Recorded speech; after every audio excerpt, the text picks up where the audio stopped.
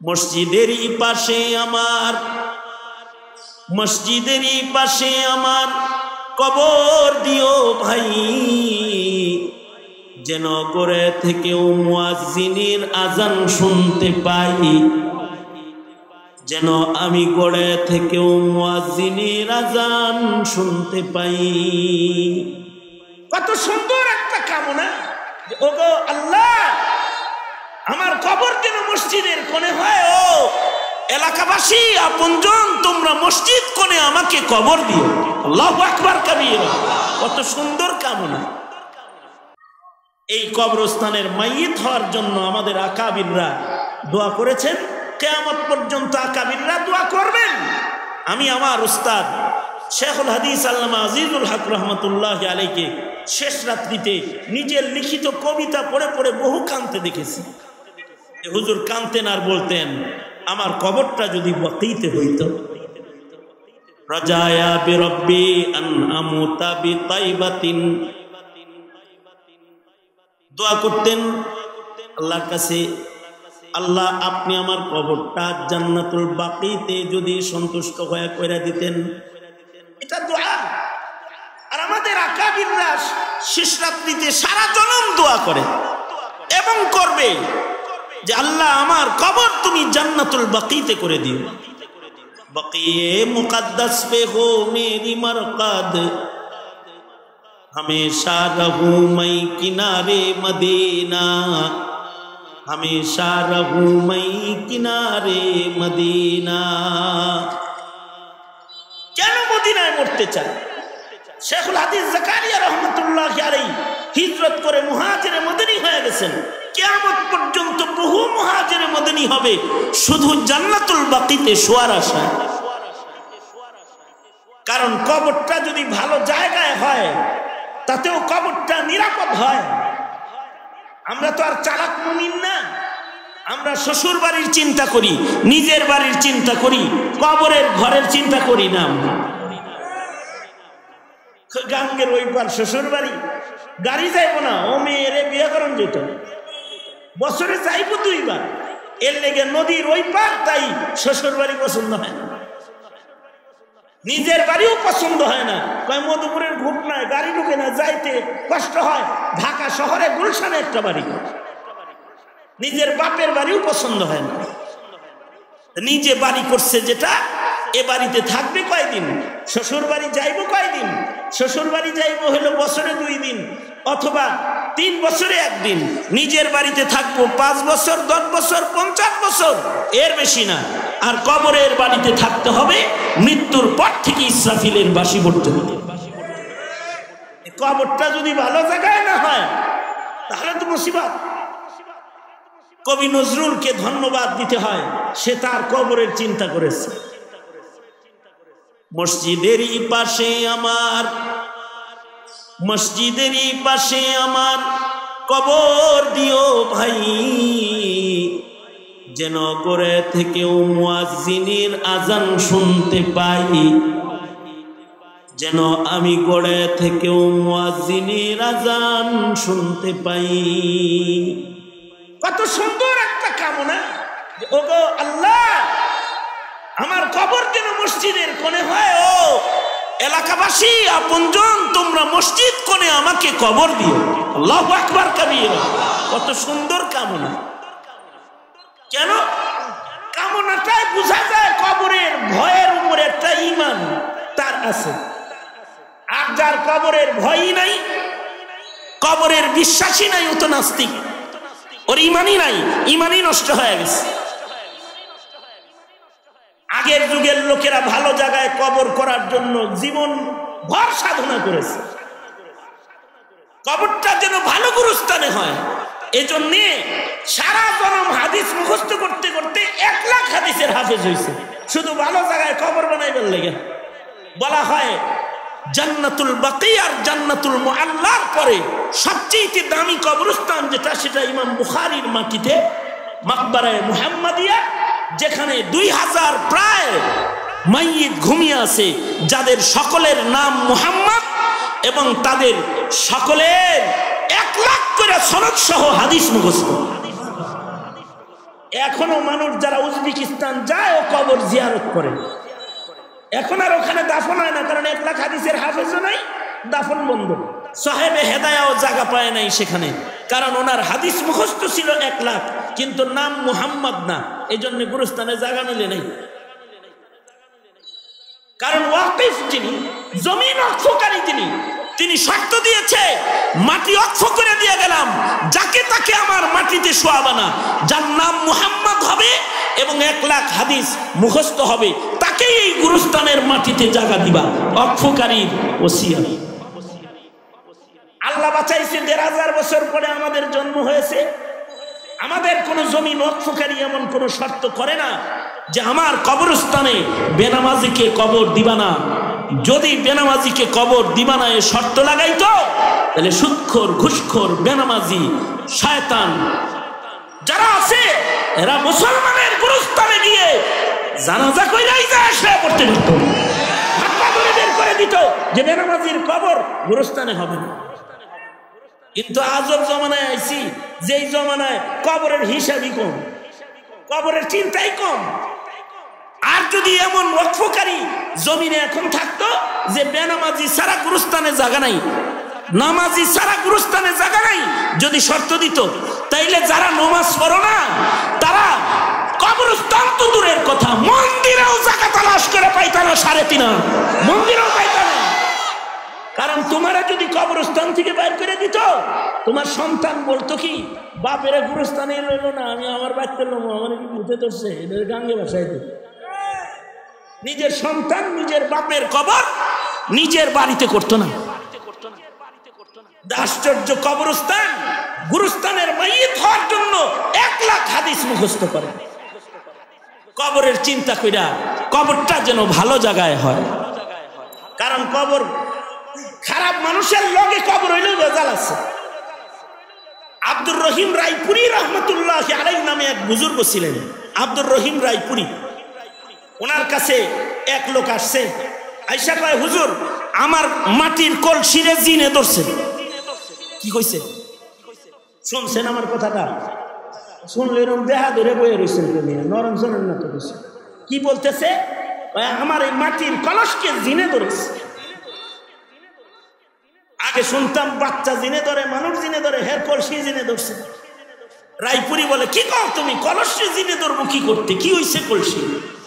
তো হে বলে কি, আমার কলসের আজব দোষ পাওয়া গেছে, সেটা হলো মিঠা পানি রাখলে তিতা হয়ে যায়। এখন তো আল্লামা ফিরিজ দামাত বারকাতুহুম আছে ঠান্ডা পানি খাওয়ার লাগে, উনি আল্লামা ফিরিজ। কারণ আল্লামা শব্দ এখন মানে ফকির বাবার নামেও লেখে, আল্লামা শাহ ফকির অমুক রহমতুল্লাহ। ওই ফিরিজ আইছে এখন ঠান্ডা পানি খাওয়ায়, আগে ঠান্ডা পানি কলসে রেখে খেত মানুষ। মাটির কলসে ঠান্ডা পানি খাওয়ার জন্য মিঠা পানি রাখে, এটা তিতা হয়ে যায়, কলসির দোষ। রায়পুরি রহমতুল্লাহ কাছে লয়ে গেছে কলসি, এটার কি হয়েছে, মিঠা পানি তিতা হয়ে যায়। রায়পুরি রহমতুল্লাহ বলেন, এটা জিনেও ধরে নাই, কিছু হয় নাই, তদন্ত করে দেখো কোন মাটি দিয়ে এটা বানাইছে। তবে আমার মন বলে এটা কোনো কবরস্থানের পাশের মাটি হবে, যে গুরুস্থানে হয়তো কবরের আযাব হচ্ছে। কলসি হাতে করে হেমিয়ে গেছে গা কুমারের ভাই, এই তুমি কোন জায়গার মাটি দিয়ে এগুলো বানাও? আগে তো বানাইতাম এক জায়গাতে, এখন কবরস্থানের পাশে একটা ক্ষেত আছে আমার, এই ক্ষেতে ফসল বুনলে হয় না। ফসল বুনলে ফসল বুনলে ফসল হয় না, সরিষা বুনলে, ধান বুনলে এটি ভিতরেই পুইরা যায়, নষ্ট হয়ে যায়, ফসল হয় না। ফসল হয় না, এই ক্ষেতের মাটি দিয়ে তুই কলসি বানাস বেটা, চল। রায়পুরীর দরবারে লয়ে গেছে, যে কয় হুজুর ওর ক্ষেতে তো ফসলই হয় না। বাবারে এই ক্ষেতটা কবরস্থানে অক্ষ করে দে, কারণ হয়তো কবরস্থানের কোন আযাবের মাইয়িতের মাটি তোর বৃষ্টির পানিতে তোর কবরে লেগে গেছে, ছোঁয়ার কারণে, আযাবের কবরের মাটির ছোঁয়ার কারণে মাটি তিতা হয়ে গেছে, মিঠা পানি রাখলে তিতা হয়ে যায়। এখন কথা হলো, যদি আযাবওয়ালা কবরের মাটি পাশের খেতে গেলে পাশের ক্ষেতের মাটি তিতা হইতে পারে, তাহলে রহমাতুল লিল আলামিন সাইয়্যিদুল মুরসালিন মুহাম্মাদুর রাসূলুল্লাহ সাল্লাল্লাহু আলাইহি ওয়াসাল্লামের জিসমে আতহারের সাথে মদিনার যে মাটিটা লাগিয়ে রয়েছে, এই মাটিটার কত দাম? এই মাটিটার দাম আল্লাহর আরশের চাইতে আল্লাহর কাছে বেশি দামি, আরশের চাইতে বেশি দামি। সেই মাটির কবরস্থান যদি কোনটা হয় তাহলে ওটা কত দাম? बक़िए मुक़द्दस पे हो मेरी मरक़द, बक़िए मुक़द्दस पे हो मेरी मरक़द, हमेशा रहूं मैं किनारे मदीना, हमेशा रहूं मैं किनारे मदीना। এই দোয়া তো করবেনই যে বকিতে শুইতে চাই, আর এক করবেন যে আয় আল্লাহ আমাকে পীর বুজুর্গদের কবরের সাথে আমার কবর করে দিও, আয় আল্লাহ আমার কবরটা হাফিজুল কোরআনের কবরের সাথে করে দিও। দারুল উলুম দেওবন্দের আকাবিররা ওনাদের কেউ কেউ এই ওসিয়ত সন্তানদেরকে করেছেন যে আমি মরে গেলে রাত্রে জানাজা দিয়ে দেওবন্দ মাদ্রাসার রাস্তার ভেতরে কবর করে রাতের অন্ধকারে আমারে মাটি দিয়ে দিস। কয় কি লেগা গোরস্থান ছাড়া এখানে মাটি? কয় এই পথ দিয়ে তলবে ইলমরা যখন জুতা পায়ে হেঁটে যাবে তো কবরের আযাব মাফ হয়ে যাবে। কবরটা ভালো জায়গায় কামনা করা। জান্নাতুল বাকি গুরুস্থান, যেখানে সব জান্নাতি ঘুমিয়ে রয়েছে, এই গুরুস্থানের পয়লা মাইয়িত হলেন হযরত উসমান ইবনে মাযউন, যিনি তিলাওয়াতকৃত আয়াত শুনে কালেমা পড়ে মুসলমান হয়ে গেছে। কি আছে আয়াতের ভেতরে? আয়াতের ভেতরে মাত্র 6টা কথা আছে, 3টি আদেশ 3টি নিষেধ। 6 বিষয়ে কথা বলার মতো শক্তি সামর্থ্য আমার নাই, সময়ও হাতে নাই। একটি বিষয় শুধু আয়াতের পয়লা নির্দেশ, ইন্নাল্লাহা ইয়া'মুরু বিল আদল, আল্লাহ পাক ইনসাফ কায়েম করার জন্য নির্দেশ করেছেন, সকলকে ইনসাফওয়ালা হইতে বলেছেন। এই এতটুকু নির্দেশের আলোকে 2-4টা কথা। ইনসাফ কাকে বলে? ইনসাফ যদি বুঝতে হয় এর আগে জুলুম বুঝতে হবে। জুলুম কাকে বলে? জুলুম কাকে বলে? জুলমের পরিচয় হাদিস থেকে আমি আপনাদের সামনে পেশ করেছি। আয-যুলমু যুলুমাতুন ইয়াউমাল কিয়ামা, জুলুম হাসরের মাঠে অন্ধকার হয়ে মানুষের চোখের সামনে আসবে। জুলম, এটা ছোট জুলুম হোক বড় জুলুম হোক, জুলুম সব অন্ধকার পর্দা হয়ে হাসরের মাঠে মানুষের চোখে আসবে। উদাহরণটি হাদিসের তরজমাটি বুঝার জন্য একটি উদাহরণ, তাজরিবাওয়ালা একটা উদাহরণ পেশ করতেছি। সেটা হলো বাংলাদেশ বাহিনীর র্যাব বাহিনীরা যাদেরকে গ্রেফতার করে, র্যাব যেমন আমার র্যাবে ধরছে, র্যাব যাদেরকে গ্রেফতার করে তাদেরকে গ্রেফতার করে একটা কালো চশমা পরায় দেয়, গাড়িতে উঠায়। পয়লা কাম কি? কালা চশমা, পয়লা হলো কালা চশমা পরাইবো। কি লেগে কালা চশমা পরাইবো? এর লেগে কালা চশমা পরাইবো। তোমারে কি বিদেশে পাচার করতেছে, মাটির নিচে নিতেছে, নাকি পিকনিকে দিতেছে? তুমি দেখবা না, খালি দেখবা যে বাড়ি পড়বার লাগছে, যাতে সত্য উদ্ঘাটন করতে যেন সহজ হয়। এ কারণে তারা কি করে? কালো চশমা পরায় যায়। কই লয়ে গেল? মাটির নিচের জেলে নিল, নাকি হেড অফিসে নিল, নাকি কোনো ব্রাঞ্চে নিল? আসামি টের করার কোনো কায়দা নাই, চশমা পিন দেয়া দিছে, কিচ্ছু দেখে না। আল্লাহ পাকের শুকর হইল, আমারা যিনি গ্রেফতার করছে উনি কয় কি, হুজুর আমি আপনার ভক্ত, সবাইকে কালা চশমা পরাই, আপনাকে পরাইলাম না।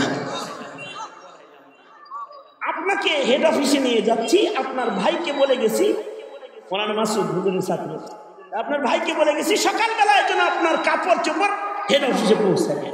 আমার কালা চশমা চশমা পরাইছে না, কিন্তু এরা কি করে? কালা চশমা পরায়। কালা চশমা পরাইলে কি হয়? যে কই যাচ্ছে, কোথায় যাচ্ছে, পাশে কে আছে, ডান্ডাওয়ালা আছে, নাকি কে বয়ে রইছে, কিছু দেখা দেখা যায় না। শুধু পিন্দায় বসায় রাখে না, গাড়িতেই মায়ের উত্তম মাধ্যম কিছু হয়, কে মারে এটাও তো দেখা যায় না। গাড়িতে আছে 10 জন, উতাল পাতাল ঘুষি চলছে, কালা চশমা পিন্দা আছে, হে যে কারে কইব যে তুই মারছিস এটা বলার কায়দা হলো না। উদাহরণটা দিলাম। ময়দানে মাহশারে জালেমের গোষ্ঠী যারা জমিনে জুলুম করো তারা শোনো, তোমার জুলুম হাসরের ময়দানে কালো চশমা হয়ে তোমার চোখে আল্লাহ তাআলা বসায়া দিবে।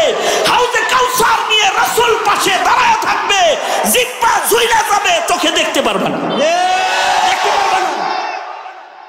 হাউজে কাউসার যে পাশে আছে দেখতে পারবে না। শাফাত নিয়ে সরওয়ারে দু আলম নবী দাঁড়িয়ে থাকবেন, জুলুমের চশমা পরায়া দিবে আল্লাহ তাআলা। দূর থেকে দৌড়ে এসে কেউ শাফাত নিয়ে আগে জান্নাতে চলে যাবে, আর তোমার জিহ্বা বাইরে খালি জ্বলতে থাকবে পিপাসার জ্বালা। কালা চশমা পরে দাঁড়ায় থাকবে, কালো চশমা। ওই কথাটাই নবীজি হাদিসে বলেছেন। قال رسول الله صلى الله عليه وسلم قال رسول الله صلى الله عليه وسلم الظلم ظلمات يوم القيامة। আল্লাহর নবী বলেন, ময়দানে মাহশারে জুলুম অন্ধকার হয়ে চোখের সামনে আসবে, কিছু দেখবা না, না কাউসার, না শাফাআত, না পুরসরাত, কিছু দেখতে পাবা না, পথ চলার ক্ষমতা হবে না, জুলুম করা যাবে না, এক জাররা জুলুম করা যাবে না, কতটুকু জুলুম করা যাবে না। আল্লাহর রাসূল সাল্লাল্লাহু আলাইহি ওয়াসাল্লাম বদরের ময়দানে সব সোজা করতেছেন, লাঠি দিয়া সাহাবীদেরকে সব সোজা করতেছেন। নওজওয়ান সাহাবী একজন জজবায় খানি সামনে আগায় আসে, হাবিবে কিবরিয়া আল্লাহর নবী নিজের হাতের লাঠি দিয়া সাহাবীর পেটের ভেতরে খোঁচা দিয়া তাকে পেছনে দিলেন। সাহাবী বড় চালাক, সাহাবী বলে, সরকার গো আমি ব্যথা পেয়েছি। আল্লাহর রাসূল সাথে সাথে সাহাবীর সামনে দাঁড়িয়ে বলে, ব্যথা পাইছো? তার মানে তাহলে জুলুম হয়ে গেছে। ওগো আল্লাহর পয়গম্বর, আমি ব্যথা পাইছি। সরওয়ারে দু আলম নবী বলে, সাহাবী তোমার গায়ে কোনো কাপড় নাই, আমি আমার গায়ের চাদরটাকে সরাইয়া দিলাম, পেটের কাপড় খুলে দিলাম, এই যে লাঠিটা লও, আমি যতটুকু জোরে তোমাকে খোঁচা দিয়ে পেছনে দিয়েছি, তুমি আমাকে একটা দিয়ে দাও, কারণ ময়দানে মাহশারে জালিম হিসেবে দাঁড়াতে পারবো। আল্লাহর রাসূল সাহাবীর হাতে ছড়ি দিলেন। সাহাবী তো সাহাবী, হাতের ছড়ি মাটিতে ছেড়ে দিয়ে সাহাবী বলে, সরকার গো যুদ্ধের ময়দানে যাব, শহীদ হব নাকি ঘুরে আসবো জানা নাই, তাই মনে মনে ফোন দিয়েছিলাম, বাহানা করে নি নবীর গায়ের কাপড়টা একটু সরাতে পারি। ওগো আল্লাহর নবী, আপনার ওই খালি বুকটা হইছে, জাপটা দিয়া জড়া ধইরা কয়, ওগো সরকার এই বাহানাই করতেছিলাম যে আপনার খালি বদন মোবারকের সাথে নিজের জিসমটাকে একটু ঘষায়া রাখি, হতে পারে যদি আজকের যুদ্ধের ময়দানে আপনার সাথে আমার শেষ সাক্ষাৎ হয়ে যায়, কমাস কম সাইয়্যিদুল মুরসালিন নবীর গায়ের সাথে যে আমার দেখেছি, হতে পারে এর বরকতে মহান আল্লাহ আমার দেহের চামড়ায় আযাব দিবে না। সাহাবী তো সাহাবী, এতটুকু জুলুম রাসূল করেন নাই। ইনসাফ যদি শিখতে হয় তো নবীর বাল্য জীবনের সেই দুধ মায়ের কোলের দিকে তাকাইলেই ইনসাফ শিখা যায়।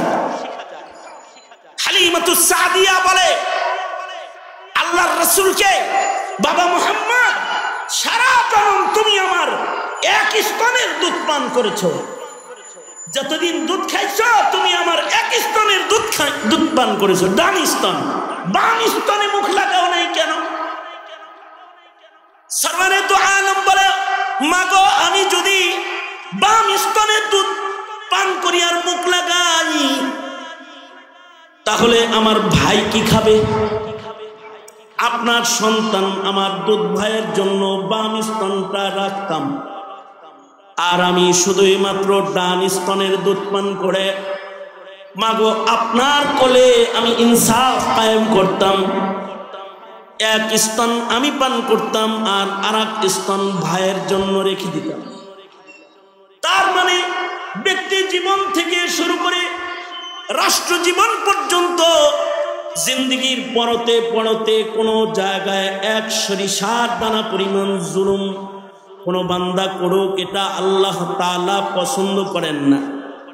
এ কারণে আল্লাহর নির্দেশ হলো ইন্নাল্লাহা ইয়া'মুরু বিল আদল, আল্লাহ পাক ইনসাফ কায়েম করার জন্য নির্দেশ করেন।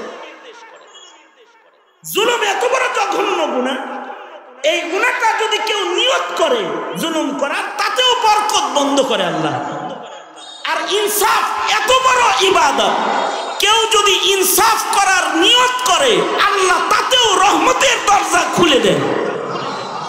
আব্দুল্লাহ ইবনে আব্বাস রাদিয়াল্লাহু আনহুমা থেকে রিওয়ায়াত, আব্দুল্লাহ ইবনে আব্বাস সাধারণ সাহাবী না, তিনি ওই সাহাবী যিনি ১৬ লাখ সাহাবীর ভেতরে একমাত্র তিনি ফেরেশতাকে আসল আকৃতিতে দেখেছেন। বাপের সাথে নবীর দরবারে গেছে, তা যাই বাপেরে কয় নবীর পাশে কে বসে রয়েছে ওইটা? হযরত আব্বাস বলে আমি তো দেখি না কে বসে রয়েছে, তুই দেখোস নি? আমি তো দেখি কে যেন বসে রয়েছে, আমি তো দেখি না। আল্লাহর রাসূল সাল্লাল্লাহু আলাইহি ওয়াসাল্লাম দেখে বললেন, আব্দুল্লাহ আমার পাশে কে বসা আছে তুমি কি দেখেছো? হ্যাঁ আমি দেখেছি। ইনি তো ফেরেশতা, তুমি তো ফেরেশতাকে আসল আকৃতিতে দেখে ফেলেছো, তোমার চোখ অন্ধ হয়ে যাবে।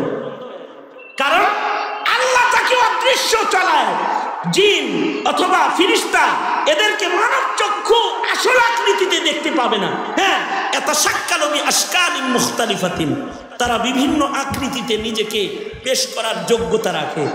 যদি কোনো আকৃতি ধারণ করে তাইলে দেখা যাবে, কিন্তু আসল আকৃতিতে না জিন দেখা যাবে না ফেরেশতা দেখা যাবে। কিরামান কাতিবিনও আছে সাথে, আবার শয়তানও একটা আছে, কিন্তু আমগোর লগে দেখা সাক্ষাৎ হয় না। আমিরে মুয়াবিয়ার লগে নিজের শয়তানের লগে দেখা হয়েছে, তার সুরতে না, মানুষের সুরতে। শেষ রাত্রে দেখে কি মাথা টিপে আর কয় উঠেন না, এত ঘুমান ঘরে কে রে? আমি আপনার সাথে সবসময় থাকি। তুমি কে? আমি শয়তান। মানুষের আকৃতিতে আসছে। কি জন্য আসছো? তাহাজ্জুদ পড়াইতে আইছি। এর আগে না পড়াইয়া দেখছি কান্দা আল্লাহরে সহজে বাউ করে আলাইছেন। আজকে কান্নাকাটি দরকার নাই, নামাজ পড়েন। এই কথা বলে শয়তান আবার গেছে। আকৃতি ধরলে দেখতে পারবে, আকৃতি না ধরলে জিনও দেখতে পারবেন না, শয়তানও দেখতে পারবেন না, ফেরেশতা তো দেখার প্রশ্নই আসে না। এই যেই চোখ দিয়া ফেরেশতা দেখা যায় না, জিন দেখা যায় না, এই চোখ দিয়ে আল্লাহ দেখা যায় নাকি? এ কারণে লান্তারান নাস্তিকরা সব দেখবার চাও না, সব দেখবার চাও, সব দেখার চোখ তোমার দেওয়া হয় নাই, সব দেখতে চাও না। ইমামে শাফি রহমতুল্লাহি আলাইহি বলেন, কেউ যদি দাবি করে যে জিন দেখছি আমি আসল আকৃতিতে, ইমাম শাফি বলেন এটা আস্তে একটা কাজ্জাব, ওর কাছ থেকে হাদিস নেওয়া যাবে না, এটা আসলি আকৃতিতে দেখা সম্ভব না। কিন্তু আব্দুল্লাহ ইবনে আব্বাস ফেরেশতাকে আসল আকৃতিতে দেখেছেন। মুহাদ্দিসরা বলেন উনি দেখেন নাই, আল্লাহ ওনাকে দেখাইছেন, এজন্য দেখাইছেন যে ওনার চোখ নষ্ট করবেন। কারণ ফেরেশতা দেখার পরে চোখ নষ্ট হয়ে গেছে। উদ্দেশ্য হলো আব্দুল্লাহ ইবনে আব্বাস তুমি খালি রাসূলকেই দেখছো, ওইটুকুনি মানুষের কাছে বলো, দুনিয়া দেখা এগুলো বলার দরকার নাই, খালি কোরআন বলবা তুমি আর রাসূল বলবা। এ কারণে আব্দুল্লাহ ইবনে আব্বাস যত কোরআন বলতে পারতেন আর বুঝতেন, এতটা কেউ বলতে পারতো না, কেউ বুঝতো। এ আব্দুল্লাহ ইবনে আব্বাসের রিওয়ায়াত। এই রিওয়ায়াতটা বলেই আমি আমার আলোচনা শেষ করে দিতেছি। শুআবুল ঈমানের ভেতরে ইমাম বাইহাকী রাহমাতুল্লাহি আলাইহি এনেছেন, ইবনে আব্বাস বর্ণনা করেন, এক বাদশা শিকার করার জন্য জঙ্গলে গেছে। জঙ্গলে যে রাত হয়ে গেছে, ফেরত আসতে পারে না, তো জঙ্গলের পারেই এক দরিদ্র কাঠুরিয়ার বাড়িতে মেহমান হয়েছে। সন্ধ্যাবেলায় এই কাঠুরিয়ার গরুর পাল বাড়িতে আছে। এই গরুর পালের ভেতরে এমন একটা গরু আছে যেই গরুর স্তনে এত বরকত যে কাঠুরিয়া দুধ দহন করলো, এক গরুর স্তন থেকে 30 গরুর দুধ বেরিয়েছে। একটার স্তন থেকে 30 গরুর দুধ বেরিয়েছে। ভালো জিনিস দেখলে কিন্তু নেতাগুলো লোভ হয়, বাদশারও লোভ হয়েছে। বাদশা পাখি শিকার করে কি লাভ, গরুটা শিকার করলে না, এমন গরু হের ঘরে মানা, এ তো রাজদরবারে মানা। মনে মনে ফোন দি গরু কেমনে নেওয়া যায়, নিয়ত করে আলাইছে গরু চিন্তাই করা। নেতারা যখন ক্ষমতার চেয়ার পেয়ে যায়, চৌরাস্তার পারে যে মার্কেটটা থাকে, হে মার্কেটের বাড়িওয়ালারা যায় পিস্তল সামনে রেখে কয়, ভাই তোমার মার্কেটটা খুব ভালো, শুনলাম বেচবা। না বুঝলো ভাই, শুনলাম বেচবা, আমি কি এমনি আইছি নাকি? হয়তো বেচবি, তাছাড়া বিদার যাবি। ক্ষমতার বলে ভালো বাড়ি আর ভালো মার্কেট দখল করে ফেলাইছে। যাদের কাছে ক্ষমতা যায় এ জুলুম তারা করে বেড়ায়। এটাকে তারা মনে করে যে ক্ষমতার চেয়ারের এটা অধিকার, এটা একটা অধিকারের মতো। রাজায় চিন্তা করে গরু এটা দখল করতে হইব, ফোন দিয়ে আসছে, চিন্তা করতেছে আজকেই যদি খায়া দেয় গরু লই, এটা বেমানান অমানবিক হয়, যাই ফেরত যাই, আবার আইসা আরেকদিন আইসা ফন্দি করে লয়ে যাবনি। আবার আসছে একদিন ফন্দি এটে শিকার কার্যে এসে এই বাড়িতে মেহমান হয়েছে। সন্ধ্যাবেলায় গরু আইছে, আর বাদশার নজর তো গরুর দিকে। ওই যে গরু, আজকে পাখি শিকার করতে আসে নাই, আজকে গরু শিকার করতে আসছে। গরু আসছে, কিন্তু আশ্চর্য বিষয় হলো লোকটা তার গাভীর স্তন টানে দুধ বের হয় না। যে গাভীর স্তনে 30 গরুর দুধ হয়, ওই গাভীর স্তন শুকায় গেছে, অল্প দুধ হয়েছে। বাদশাহ বলে, বন্ধু এটা কি তোমার সেই গরু নয় যার থেকে 30 গাভীর দুধ বের হয়েছে? জি বন্ধু, এটা সেই গাভী। এরকম হইল কেমনে, স্তন শুকাইছে কেমনে?